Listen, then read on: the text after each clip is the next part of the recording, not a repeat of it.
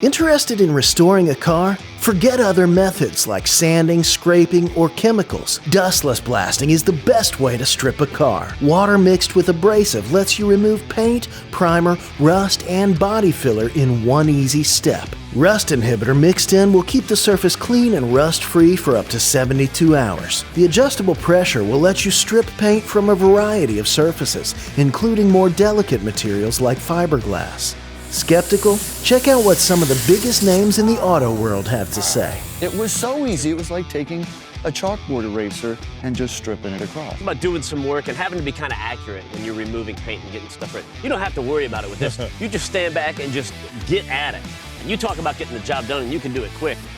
And the best part was, it took us less than 50 minutes to remove more than 50 years of buildup on our chassis. Man, that's fun. So if you want the best surface prep tool in the biz, look no further than Dustless Blasting.